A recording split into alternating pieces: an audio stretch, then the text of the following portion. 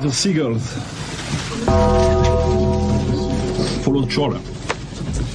It's because they think sardines will be thrown into the sea. Thank you very much. Talking nonsense. So I thought, no, enough's enough. Why should I put up with that? Talking nonsense. So I thought, no, enough's enough. Why should I put up with that? Don't back down, double down. Don't back down, double down.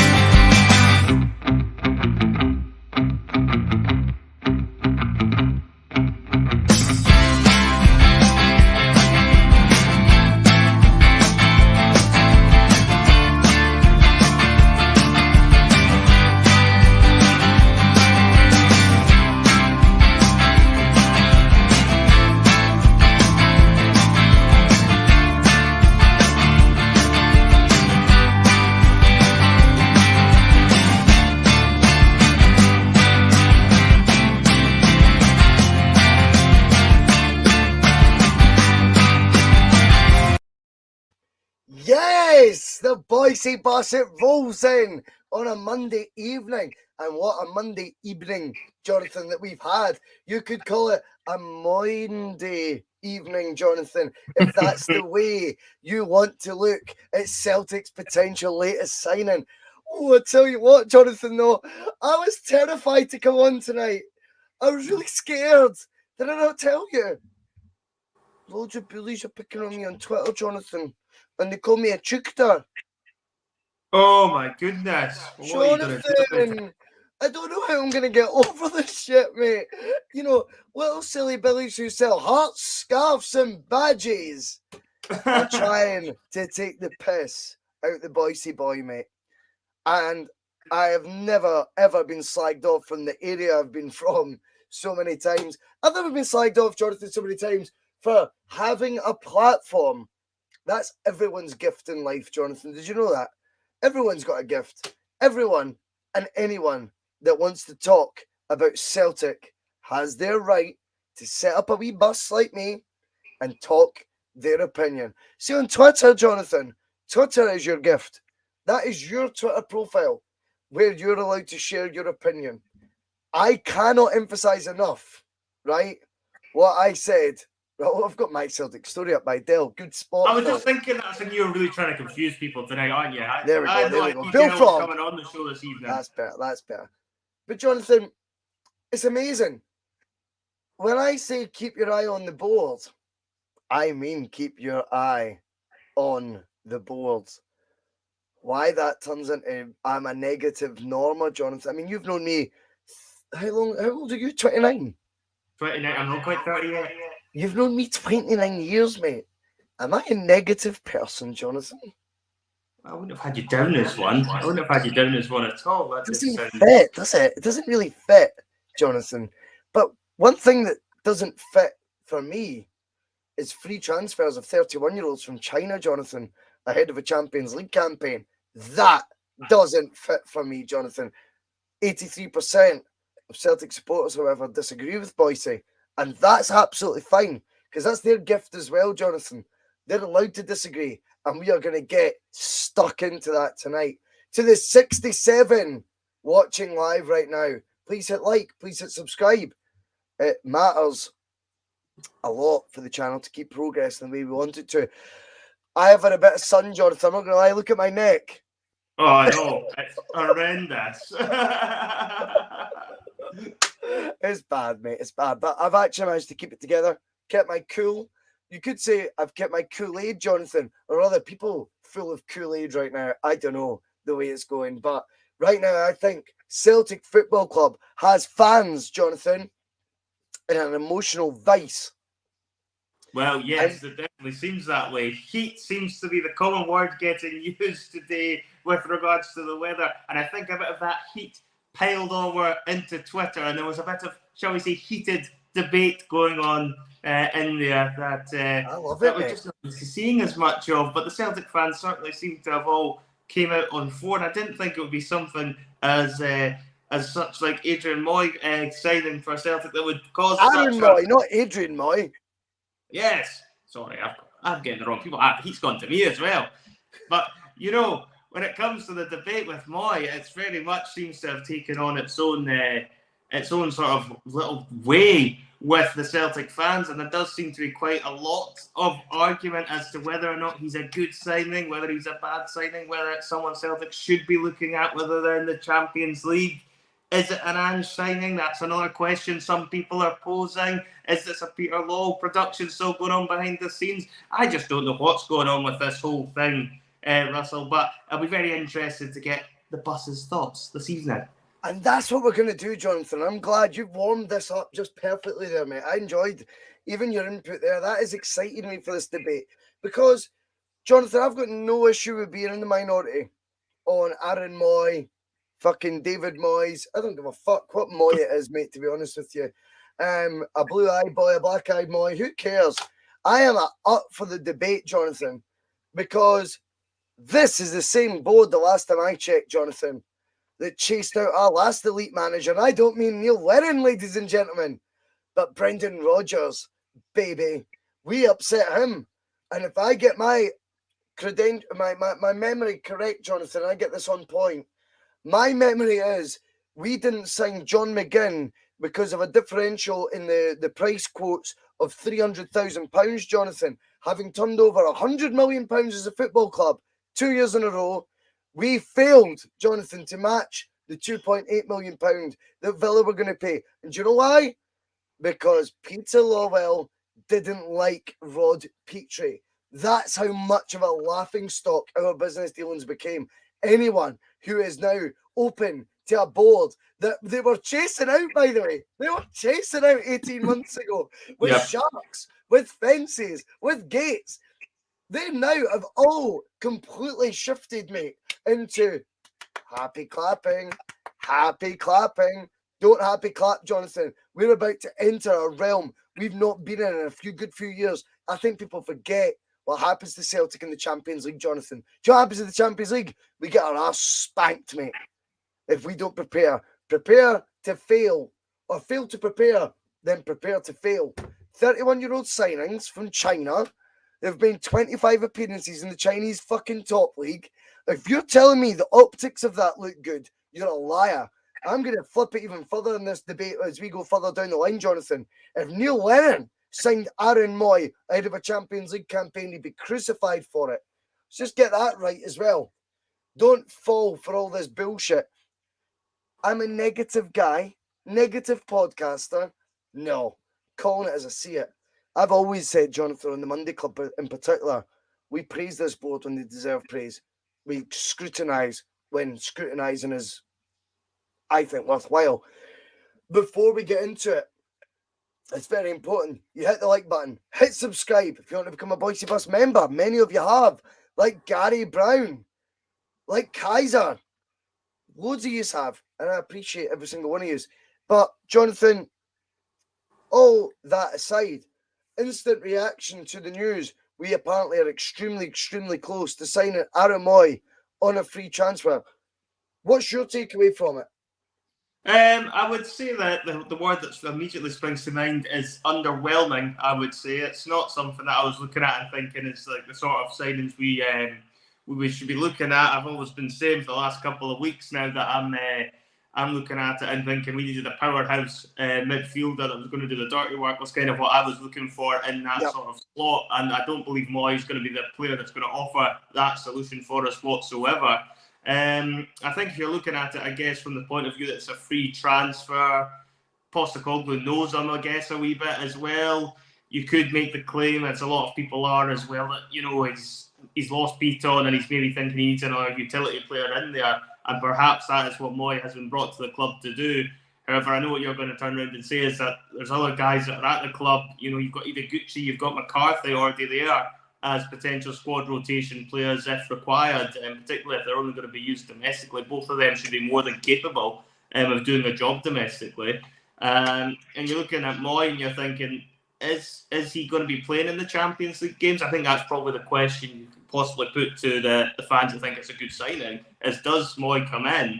And if he does, who does he actually replace also? Because for me, looking at it, there's no obvious midfielder that should be dropping out for Mooy whatsoever. I don't see him getting in there as a starting 11 player for me. I think he's brought in more. He's not, mate. He's on a 1 year deal, mate. He's on a 1 year deal because he's that far away from being a first team regular. They don't even have the ability, Jonathan, to offer the guy as long term a deal as James McCarthy got, for fuck's sake. He's miles away from being a first team regular. But yeah, I mean, to flip it a bit with McCarthy though as well, you've got to think about that. I think that was more of a Dermot Desmond production, McCarthy, than the 4 year deal. I'm not convinced that was one same but different. Yeah, well, yes, David Logan, I'm sure will enjoy that reference. But, you know, I think McCarthy one was, I think even people at the time who wanted McCarthy to work out thought 4 years seemed a bit questionable. And that certainly wasn't a signing that Postecoglou made. That was happening whether he wanted it or not. And it was shown by the fact he barely played him. Let's be honest. So it's acceptable. Right, let's just quickly pull you up on that straight away, John. We're going to go point by point tonight. So I think there's so many aspects to this that we can either be frustrated or optimistic about, and I'm keen to hear the optimism because I've seen plenty of it on Twitter. Whilst I'm not getting slagged for having a podcast, which I don't know how that's relevant to the debate, but that's up to those wee plant pots, Jonathan, and any of them that think they get to me are deluded. But thank you for watching, because I know a lot of them are. But what I will say, Jonathan, is let's go point by point. Why is he only on a 1 year deal then with an option for a further year? Why was a Dermot Desmond production, as you've called it, given 4 years? If this really is Angie's signing, why would it be 1 year? It doesn't even sound like Ange or the board are confident, Jonathan, in this one. No, and you'd have to say, I think perhaps as part of it is learning from the mistake of giving McCarthy the 4 years last year. Perhaps that is part of what's playing into the thinking there. Is that, you know, he's 31, but I think he actually turns 32 in September, doesn't he? So it's not as if he's actually closer to 32 than he is to 31 now, really. So, you know, by the time you get that 1 year down the road, he's almost 33, really, with the option of another year on top of it. I think it maybe came about because of the fact he's became available. I'm not entirely convinced. I think if he was somebody we had to spend money on, which you're probably going to turn around and argue even more, it probably means the boy shouldn't be doing this, is I think if he was going to be costing Celtic, you know, a couple of £1 million, let's just say, and he was still under contract somewhere, then I don't think Celtic would be looking at it. I think this is pretty much a player's became available. I think Postecoglou's clearly worked under before. I think Postecoglou, I think he's probably been quite happy to take a punt on him for the year, and he's probably looking at him. For me, I think he's looking at him as another rotational player, probably to kind of fill the gap. Let's break that down as well. Why is Ange bringing in, Jonathan, rotational players that he's maybe thought, yeah, he could do a job? I don't think that's what we were looking for this window. I think that squad's there, mate. I think there's a level to that squad, and there's enough depth in it, Jonathan, that we all know if one goes out, one can go in, and we'll probably stay relatively the same as a team. What we're seeing right now, Jonathan, is I'm wanting the finishing touches. I want to see our rewards, Jonathan, as a fan base for paying £3.91 for Wingums, as a fan base who have watched us earn £40 million for UEFA, as a fan base who've sold out season tickets again. I think those rewards, Jonathan, warrant players that is one or two that become first team picks. Aaron Mooy is part of, I think, much of a muchness that we've already got. Yeah, and it's a fair point to be making, is the fact that he probably does fit in, not any better really than the midfielders we already have there. Postecoglou's maybe looking at it from the outside and thinking, with Mooy coming in, if that does indeed happen, which it looks like all accounts it will, then it does seem as if the writing must be on the wall for somebody like James McCarthy, you would think, on that side of things as well. It's hard to see what he would feature if it's going to be on a rotational basis that way. Obviously, Boyce's taking a wee bit longer perhaps to settle, and maybe that's where Postecoglou's looking at this and thinking he needs another one, or maybe he's already writing him off. We don't really know what's going on there. Jonathan, we were getting educated last week or the week before on the bus by our very own Brown Warrior, who I love to death. He was telling me Boyce was Scott Brown's replacement.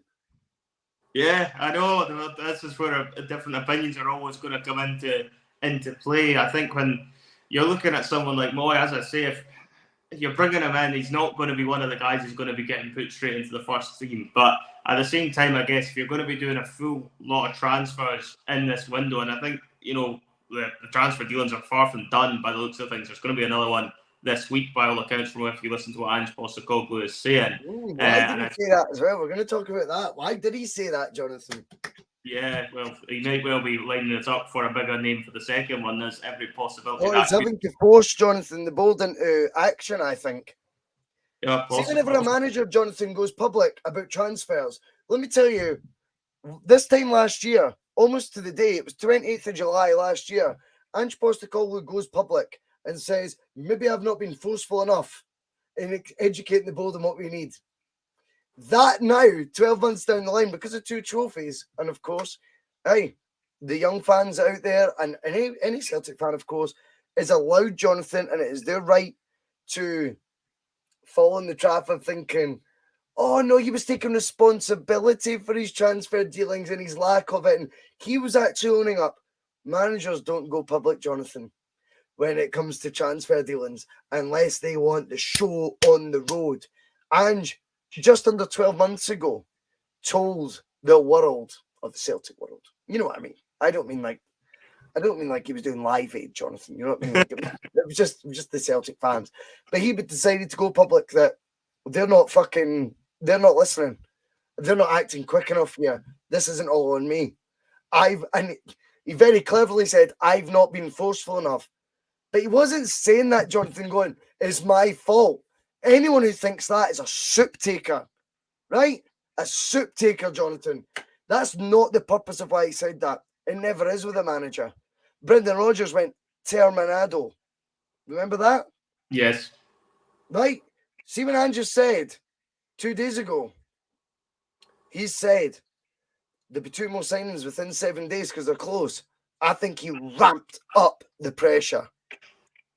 Yeah, it's possible that that's what he's trying to do, because as I've said many a times on this, I think Postecoglou wants his team done and dusted really for the first game of the league season, which, if he's trying to get his business all really tied up by then, he's not got much more time to do that, ideally, because he is wanting to have those players in the door nice and early. And to be fair, the board made a good start in this window, and he was getting the ones in. Granted, I know a couple of them were players that were just getting signed up and that had been on loan, but there were still players that were question marks over whether or not we would actually get them over the line and get the deals done there, which I guess highlights more again the fact there is still a lack of trust with the board amongst a large section of the support that there was. That I think that section, Jonathan, is diminishing.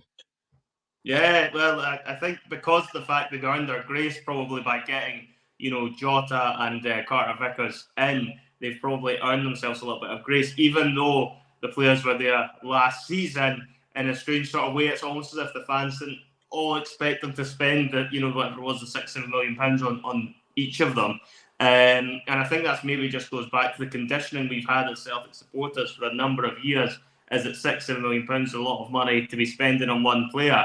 And the fact we've done it twice now, maybe it's meaning the board can think they can wind it back in, do their sort of freebies or do the ones at 1 to 2 million prospects from here on in, and then maybe sell somebody if they feel they get a good enough offer for someone later on, in the window.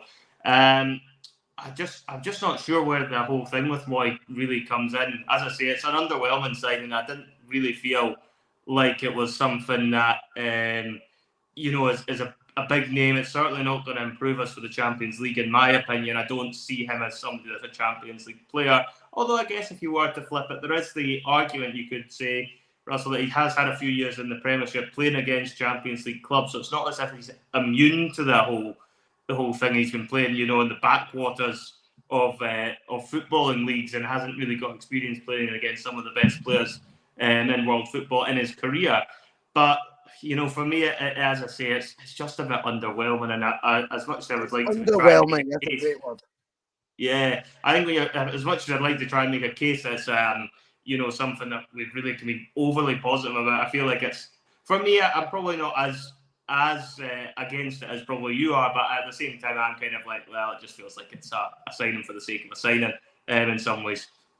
Well, I mean, for me, Jonathan, it is frightening. I find it baffling that this is acceptable levels for our fan base to be wanking over, basically, Jonathan. I've not an axe to grind over Aaron Mooy or anyone that Ange sees fit. Jonathan, I look at the optics. See the optics. Strikes me, Jonathan, as this was not the first choice player to come in that role. You told us 2 weeks ago you think Ange wants all his business done before the 31st of July. Has that rushed him into signing this guy? Because see, as far as I'm concerned, this isn't the first guy Ange wanted for that role. The guy that he wanted was Sousa. We'll know it. Yeah. We'll know it. Who did he join? Espanyol. Yeah, Espanyol, yeah. I'm sorry. We have to put up a bigger fight than that, mate. And I appreciate, the likes of Joseph coming in. He says, underwhelming before a ball's kicked, really? I'm going to flip this, Jonathan, massively. Neil Lennon signs Aaron Mooy, whose career highlights are at Brighton and Huddersfield in the English Premier League, mate, 2 years ago. And that's what we're dealing with. Neil Lennon gets pilloried for that, mate. He gets slated for it. With the same fans right now that are so bod deep in a club that want to watch with Postecoglou, mate. They want to watch with Ange Postecoglou. They weren't being, inventive. They weren't being innovative, Jonathan. Ange Postecoglou landed on their lap. He was the hurried signing, Jonathan, not the planned signing. Eddie Howe was the planned signing as manager. Ange Postecoglou was the last minute Larry signing. Let's get that abundantly clear. Yeah. 12 months on, somehow Celtic now sit with a group of fans. Whether we want to admit this or not, Jonathan, fan media right now sit together and do fan media press conferences. Are you telling me fan media that's income revenue depends on the content they produce? I don't hold this against them, by the way. It's their right to earn what they earn, Jonathan, right? But they now can't afford to sacrifice, Jonathan, their press conferences. They can't. So, how do you hold the club to account the same way you hold them as to before, which probably made a lot of these fan media outlets popular? You can't. You can't. Because Celtic have you in a vice, an emotional vice, and maybe, actually, when it comes to it, an income revenue stream vice as well, Jonathan. I think it's time we accept Aaron Mooy is an underwhelming signing, Jonathan, mid-July, for a football club that was had fees or a balance of 16 million surplus in the bank account. Now has 40 million coming in. I would estimate Celtic's away kit that they've released is in the top 5 selling strips in the UK right now. No exaggeration. Right? Sold out season tickets. Come on. There's money there to be spent. 31-year-olds from China, signed by a different manager, gets held to more account than what is happening right now. Ange is almost masking over blatant deficiencies, in my opinion. Yeah, I think it is one. I think because obviously he's got a lot of good grace there, and a lot of fans are reluctant to be critical of Postecoglou, given him what he's done over the past 12 months. or so. And don't get me wrong, when we say it's an underwhelming signing, it's not really the name that anyone's really expecting. You look at his age, and you just look at his ability, you just don't really see how he could fit in. Now, I'd love to be proven wrong, and Mooy turns out to be some sort of superhuman central midfielder, and if that I will love it, mate. Jonathan, I've spent the last 6 months telling the world how much I got it wrong with Ange Postecoglou. I have told the world that, Jonathan. Yeah. I've accepted it. But it doesn't mean that means you're new to yourself. You don't new to your opinion on that. Aaron Mooy is more underwhelming than Ange Postecoglou, Monty, in my opinion. Yeah, I mean, it's big statements. And as I say, it just goes back to the fact that the board and Postecoglou will be working through a shortlist. And when you're getting to your shortlist of a central midfielder, which I think most of us had identified was something we were going to need, but it was kind of, for me, it was always kind of more of a sort of powerhouse midfielder was what they were going to need, and somebody that was going to be able to shore up and help out with the defensive line more when you're looking at Champions League games. Because, I mean, if you're looking at central midfield, Russell, with that, what Celtic have just said is you've got plenty of midfielders already like Mooy that can do a very similar or better job than him. And, you know, if you're looking for somebody that's actually going to take you forward in the Champions League, I still feel we need the enforcer in the midfield of the park. And you can't turn around to me and say that's going to be Mooy, because for me, that's just not his game at all, really. So you're still really having to go and address that situation going forward. I know you've done is really bring in another body there. Now, granted, it does help, I guess, if you do get hideously bad luck with injuries or suspensions and you have to go down your pecking order. You've still got really good quality in that area of the park. But at the same time, you're just wondering, have Celtic just taken this opportunity up because it was a free transfer and because there was minimum money involved? Jonathan, there was a free transfer we were talking about on this channel at length called Jordan Larson, that the same people raving and saying, oh, Ange deserves our back and Ange deserves our trust. I'm sorry, Jordan Larson was getting poo-pooed, Jonathan, 2 weeks ago, who's 25 and has a proper stellar career and only left Spartak Moscow, Jonathan, because of obviously we all know what's going on over there. Aaron Mooy has played 24 Chinese Premier League games in the last 2 years. This anyone thinking, and just the devil's always in the detail, Jonathan. 1 year is all he's been offered. So don't tell me Ange is overinvested in this. This isn't Ange's number one target. Do I trust Ange? 100%. Don't tell me, though, this is the guy Ange identified, Jonathan, at the end of the season. We know Ange wants to get his work done early in the transfer window. We failed to hit that first target. Anyone who thinks Espanyol or living in Spain ahead of Scotland, if anyone thinks we couldn't put a package together to rival that, we're not selling Celtic properly, mate. No, and this is it, and it comes back to the argument of where exactly are we on his actual wish list of players for that position? Because if we're looking at it, if we're not getting Sousa and then we're going down the list, you can't imagine Mooy's the second choice or even the third choice. For me, it has to be going, quite far down the pecking order before you're getting to him. If indeed another midfielder isn't going to be getting signed. So it's one of those ones where, I don't know if Celtic just haven't been able to get the ones that wanted, if they're just trying to do this on the cheap because they've now spent some money on Jota or Carter Vickers, or are we jumping to conclusions here and it's actually going to be another rabbit that gets pulled out of the hat, in the next couple of weeks? There's nothing to suggest that couldn't happen, but it's not something I'm looking at with a great deal of optimism at this moment in time. However, I do think there will be another player in by the end of the week, going with what we're hearing from Postecoglou. And, if he gets in a few extra players and he's got Mooy in there, one of his sort of backup signings, if you like, then it's probably not going to be something that we're going to be talking about for a great length of time, really. It's fine. It's just filled another position, if you like. It's probably going to be it's not even a position they're getting filled. Yeah. It's not a position getting filled, mate. He's not a first team. He's not coming here to join the first team. He's coming here to be part of a group of 6 or 7 players we've now got for our 3 midfield roles. Yeah. I don't understand how people are are buzzing about this, or Andrew signed him. This is now a mask. Celtic, for me right now, I've created the perfect storm, Jonathan. The club's on fire right now, Jonathan. Do you know that? Yeah. They are on fire, mate. All the guys with sharks in their hands, all the guys with barriers in their hands, are now the same guys, Jonathan, calling you and me a prick for doubting Aaron Mooy. They have got them. It's so clever how they've done it.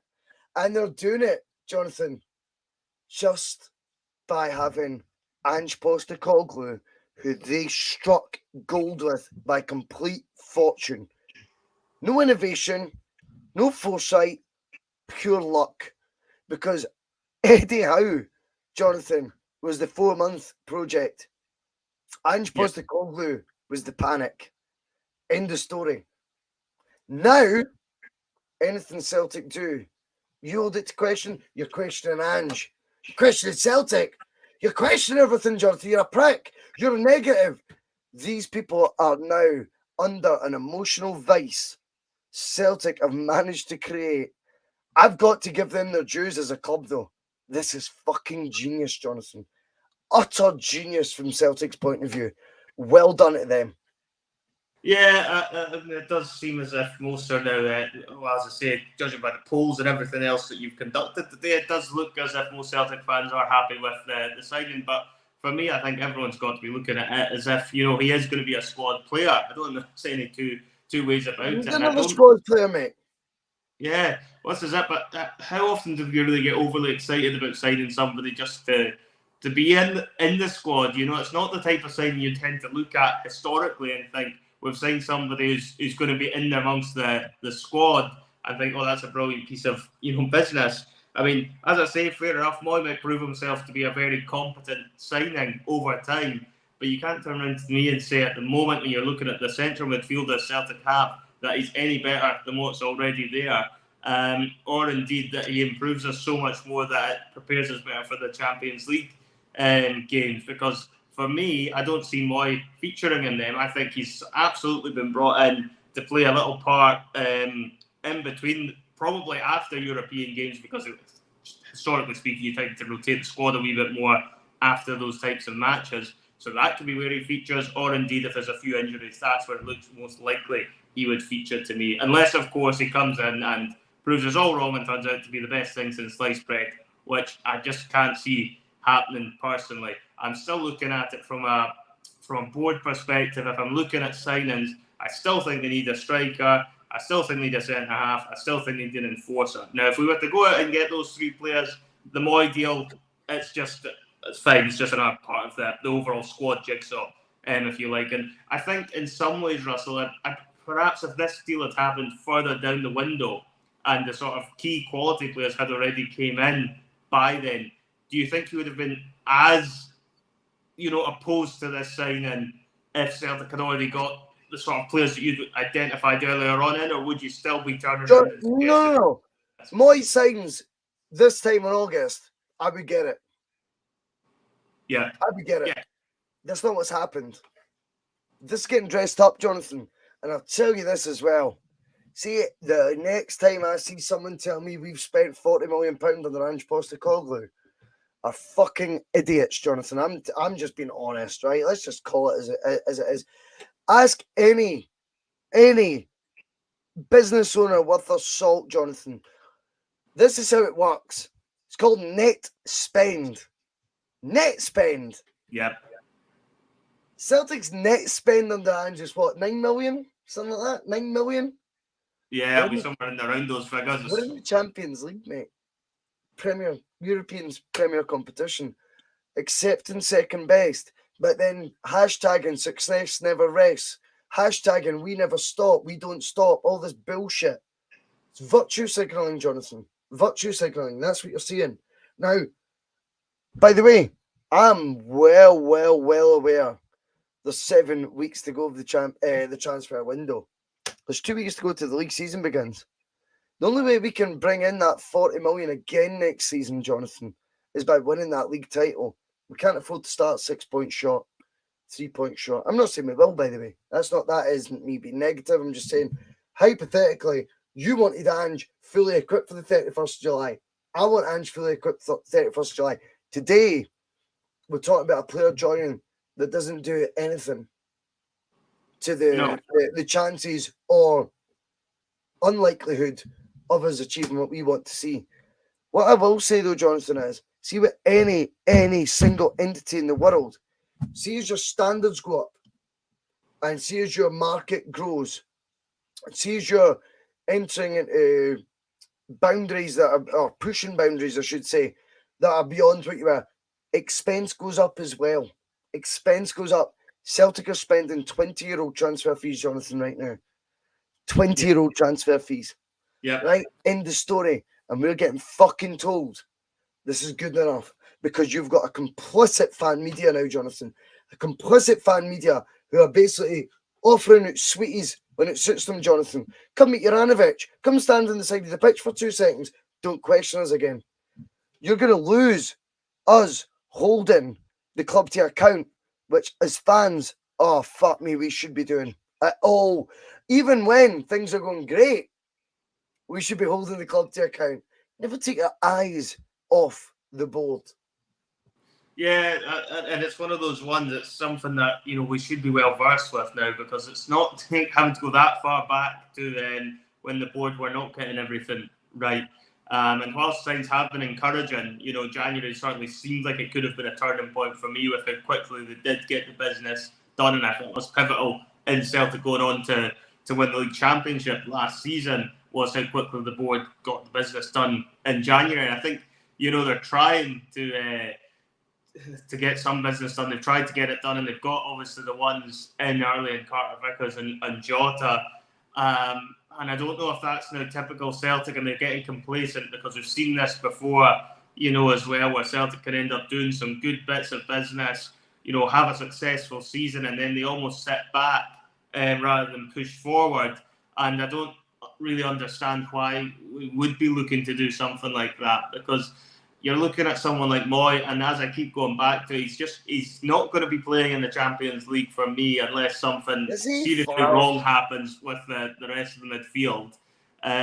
You know, he's going to be a bit part player for us, for me, domestically, and it's not really ready, Jonathan. Is Celtic ready to take on the Champions League with the current team?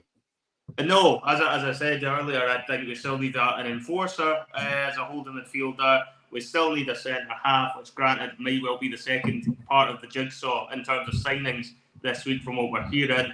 And I still feel they're going to need our cover up front, because Giakoumakis and Kyogo both had long spells injured last season, and we don't want to be hanging our hat on either having to play somebody out of position up front, or God forbid Albion Ayeti having to make some sort of cameo up there. Hey, that's getting peddled now, Jonathan. Why would you sign another striker? Now, this is the best bit. This is the beauty of all this bullshit, Jonathan. Free transfer, Aaron Mooy. We're being told to become a 7th option in midfield. You're being hysterical, Bhoycie, saying that's a poor move. A guy about to turn 32 to become a 7th option in our midfield. Not to take a jersey, by the way. To compete for the domestic games. We want Jordan Larson to come in, Jonathan. Yeah. To compete. To take Kyogo's jersey, to take Giakoumakis' jersey, to challenge them, to tell them. I kept saying this last week. He would sign saying, I'll be third choice, mate. Aye, no worries. Fucking we'll see. Because these guys back themselves. Yeah, that was laughed at. That was derided. Then we seen Jonathan. This is so crazy. I have never, ever seen the fans so up the board's arse as what they are right now, the club. I don't know if it's because the fan media are getting access, Jonathan. They've all just had the bollocks chopped off. And that's why you're not seeing it. And if that is the case, then Celtic have played a masterstroke. Well done to them. I don't know if it's because we're all, Jonathan, right now, obsessed with Postecoglou and feeling that everything Ange does is just amazing. It's amazing. But Jonathan, right now, I want that first team strengthened for the Champions League. And when I say strengthened, I mean that is the only options we need for the squad. We don't need any more squad players. Just before I come here, I just want to say a huge, huge, huge thank you Jerry Coyle, what a man. I don't know if the sun's got to your head as well, pal. Jerry, But cheers. £20, mate, that is unbelievable. That is really, really kind of you, mate. Thank you so much. Jonathan. Yeah, as I keep going back to it, it looks like the Champions League. There's going to need to be a whole lot more strengthening being done there, because you can make an argument right now that we're not really any stronger now than we were at the end of last season, because you know there's there's a few.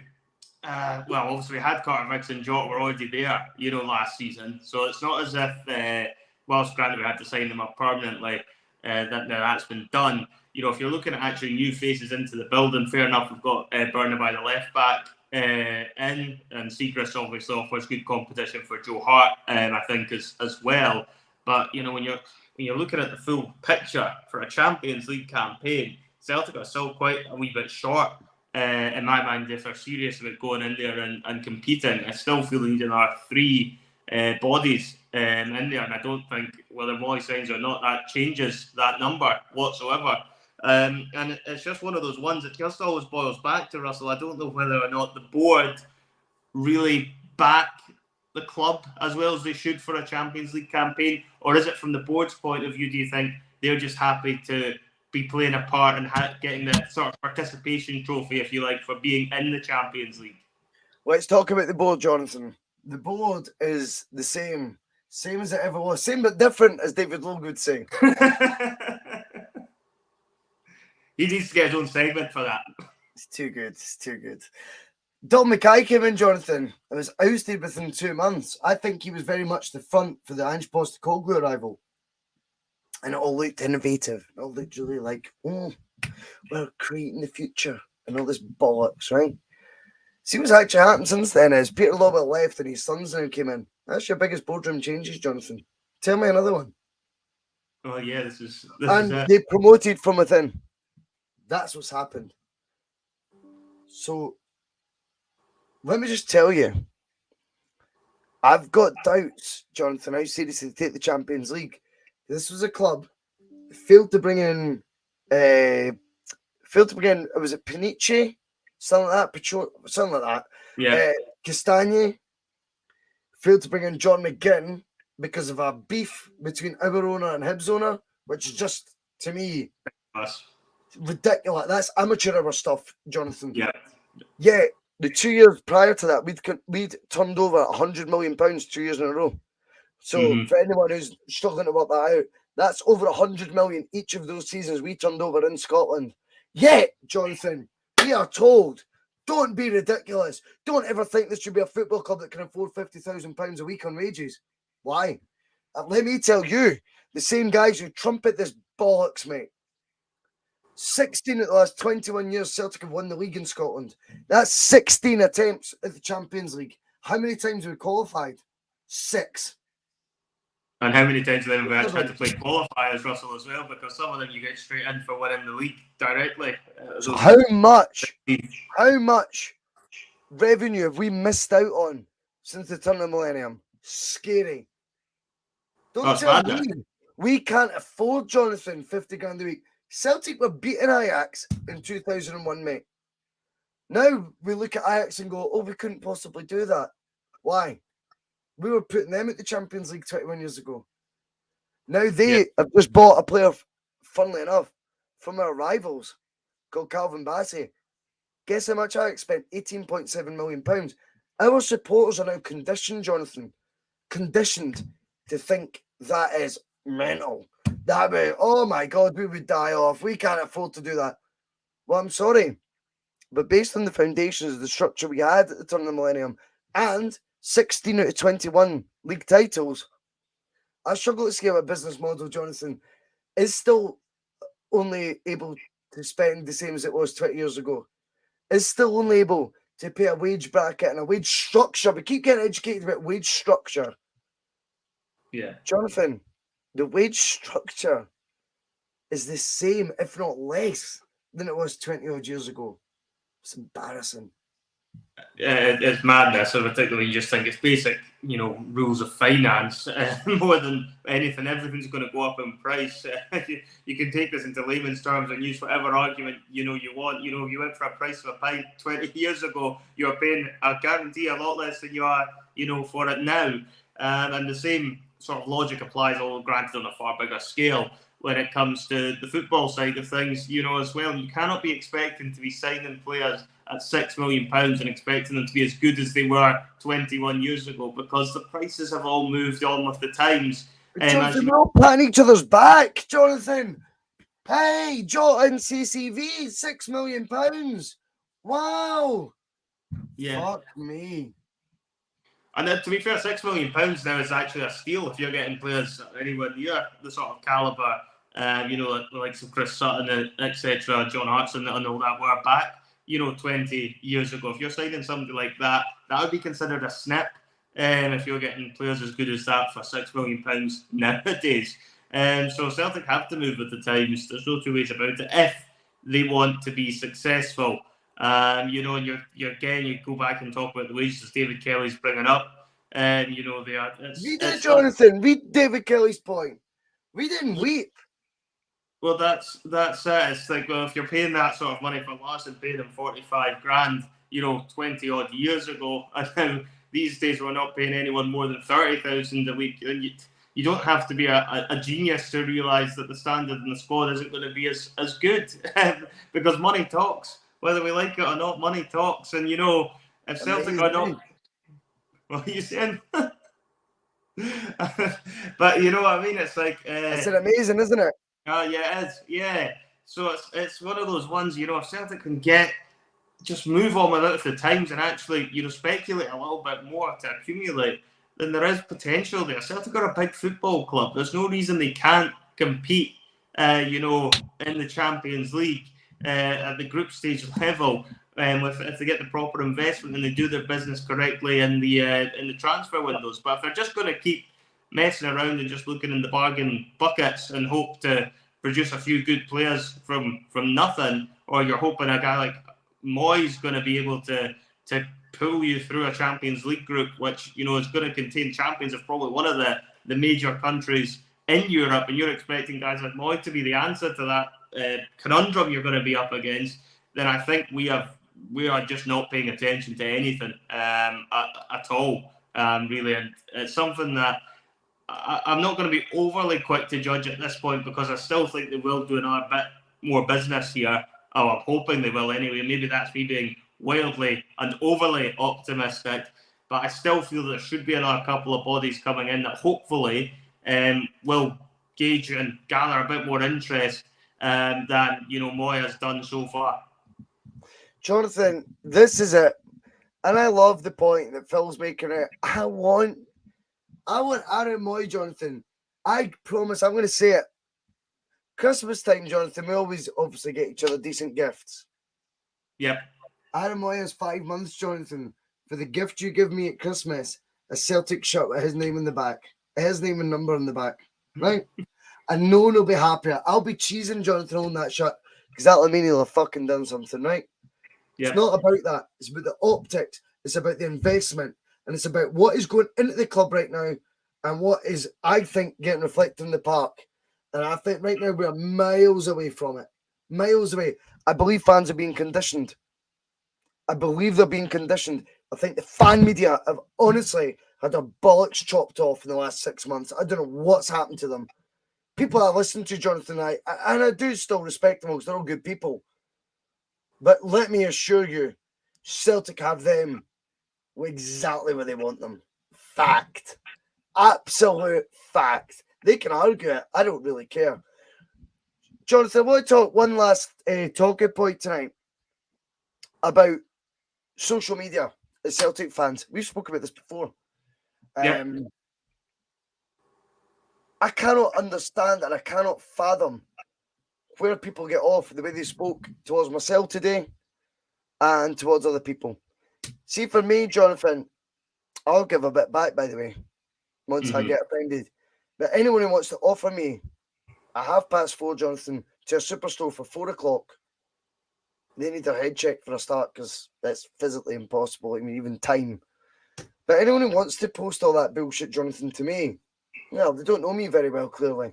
I'll slap anyone silly, Jonathan, whatever wants to talk to me like that. Let me rest assured on that. And they know who they are. I don't know them. What I found that was very interesting, though, Jonathan, you give an opinion. It is maybe against the grain. And yes, fair enough. Maybe, Jonathan, I'm wrong on Aaron Mooy.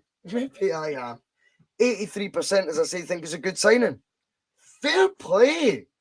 Absolutely fair. What I will not tolerate, Jonathan, is this is based on the fact I've got a podcast or negativity sells. I'm not mentioning one of these idiots on Twitter, by the way, but I will repeat what they say. I think people need to take a wee step back, Jonathan. We're all Celtic supporters. We all want the same at the end of the day, and that is the best result for the football club. But guess what? It gets to the stage today where you get told Russell can't wait for the board to fuck up. So now I actually almost want Celtic to lose, basically, is what folk are saying. That's unfair. It's not realistic. It's not life. We as a fan base, Jonathan, have every right to be, whether it be sycophantic and be obsessed with everything we do. And we also have the right, Jonathan, to be people like me who want to shine the torch. Shine the torch. I don't see any right or wrong. I think all of us have a responsibility on social media to just remember when we're posting hashtags be kind that, 2 days later, you might not be that same person over a football team. I find that very poor. Yeah, we've talked about this before with social media, and it's just there's no place for it because you can guarantee if you were down the boozer and you were having the same conversation, it would never get that nasty at all. Which I was challenged to as well today, Jonathan. Well, that's it. I'll meet you with no audio, whoever his name is. I mean, apparently his badges are shite as well. But whoever the cunt is, he wants to meet me at a pub with no audio, no overdubbing, no I mean, it's not a problem, mate. But he started slagging me for playing Football Manager on YouTube. He took the conversation away from the point, Jonathan. He wanted to argue the person, not the point. That's where these people trip up all the time. Yeah, and I think that's just, it's one of the downfalls of social media is because there isn't really any checks in place. Anyone can set up an account and really say what they like and really get away with it. And it's causes a lot of issues. It really does, because some people don't have, the same sort of backbone as others, and it can put people down into holes and all sorts. And it's if you're just getting hammered and hammered just for having a football opinion, then it just becomes a bit ridiculous. To be honest, you can't just argue the points, and you're well within your rights at the end of it to turn around and say, you're talking shite, and I don't believe a single word you're saying. I'm just not. I'm not going to buy into it. But that's fine. But as soon as you start crossing that line and start getting personal, and particularly wanting to fight when there's something not quite right going on in your head, I think when you try and take a tweet or an opinion on Celtic Football Club and decide, well, I don't like that, so I'm just going to now personally attack this person and threaten to... Do you know what it is, Jonathan? The pile-on nature of it all. The pile-on nature. I tell you what, bring it on, mate. Because this channel, right, let me just assure you one thing. They're aware of it. If you want to beat me with a stick because I've got a platform, it's their gift, Jonathan. If they want to have their own platform, create their own channel. Or post their shite on Twitter. Absolutely fine. I won't lose any sleep over anything these plant pots tell me, Jonathan. Any of them. Any of them who want to even suggest physical nonsense at Celtic superstores. Well, didn't let the blonde highlights fool you. But at the same time, Jonathan, how is it getting to that over a difference in opinion? That is embarrassing. But I tell you what, big boys behind keyboards is dangerous these days. Big boys in person, very few and far between. Yeah, I think when it comes to people like that, it's usually a case that they're unhappy with their own lives, and then they've got to try and pull other people into their own misery, and that is generally what you see on social media. I think so.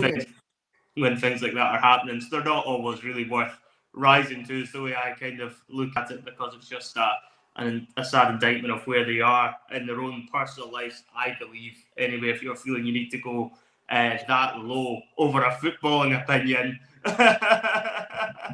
So there we go, Stephen Murder. But this is it. This is what it's all really about. Everyone has their own opinions, and we do talk a lot of shit on the bus, as well. But everyone has all the time and respect for each other on this channel, and across social media in general, there is a lot of respect to be found there as well. It's just unfortunate that some people want to take things far too far, and then they can find Jonathan, I'm sitting here, burnt like a lobster, looking in an absolute state. I adore debating Celtic, Jonathan, no matter what condition I'm in. I know I look like a bag of shite right now, right? But I love anyone who comes at me and makes me think. I'm going to tell you right now on air, Mark Kearney in the last month has brought an energy to this channel I'd never seen coming. He actually has made me start thinking, fucking hell.